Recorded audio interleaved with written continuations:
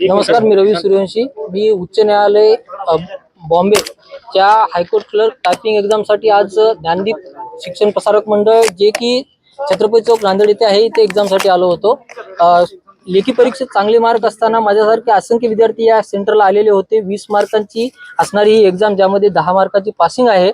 त्या एक्झाम मध्ये टायपिंगसाठी लागणारे सर्वात महत्त्वाचे जे काही फंडामेंटल ज्या गोष्टी आहेत त्याच्यामध्ये कीबोर्ड असणारे एकदम निकृष्ट दर्जाचे कीबोर्ड. हे सगळे विषय झालेले, तू हे सांग की आधी ही परीक्षा कुठे व्हायची आणि यावेळेला असं का केलं? आधी ही परीक्षा उच्च न्यायालयामार्फत उच्च न्यायालय मुंबई येथे होत होती. तेथील विविध सेंटर असतील, पण यावर्षी विद्यार्थ्यांची संख्या लक्षात घेता किंवा मनात त्यांच्याकडे वेगळ्या काही निकष वापरून त्यांनी विद्यार्थ्यांच्या रेसिडेन्शियल ॲड्रेसनुसार हे सेंटर दिले. पण त्यामध्ये उच्च न्यायालयाने असे सेंटर दिले की जिथे काही पायाभूत सुविधाच नाही आहेत, जिथे अद्ययावत सिस्टीम नाही आहेत.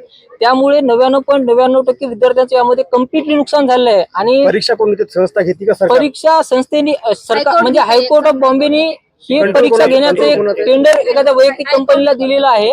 त्यामध्ये अद्ययावत यंत्रणा अजिबात नसल्यामुळे इथले पूर्णच्या पूर्ण विद्यार्थी फेल झालेत. मी तर म्हणेन प्रत्येक शिफ्टमध्ये मॅक्स 3 ते 4 पोरं पास झाले असतील. तुम्ही इथला डेटा काढून बघू शकता.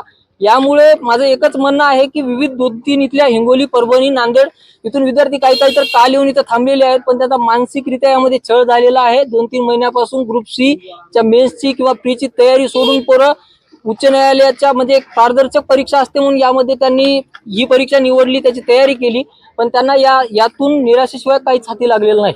त्यामुळे आमची एकच मागणी आहे सगळ्यांच्या वतीनं की ही परीक्षा ज्या सेंटरवर असे गैरप्रकार झालेत त्यामध्ये आमचं सेंटर आहे. आमची रिपरीक्षा झाली पाहिजे आणि आम्हाला एक व्यवस्थितरित्या आमचे रिपरीक्षेसाठी जे काही लागणारे साहित्य आहे ते मिळून आमची रिपरीक्षा होऊन आम्हाला न्याय मिळाला पाहिजे. तर शेवटचा प्रश्न की नांदेडमध्ये किती सेंटर होते तुमच्या माहितीप्रमाणे? नांदेडमध्ये आमच्या माहितीप्रमाणे एक राजीव गांधी कॉलेज विद्युत नगर नांदेड येथे आहे आणि हे एक सेंटर आहे जे की ज्ञानदीप शिक्षण प्रसारक मंडळ आहे. हा, तिथे तर आता अजून ते आम्हाला माहित नाही. मी पहिल्या शिफ्टचा आहे, म्हणजे दुसऱ्या शिफ्टचा आहे. 12 वाजता इथे आलेला आहे. तर मी तेव्हापासून इथे बाहेर उभं टाकून आहे सेंटरच्या.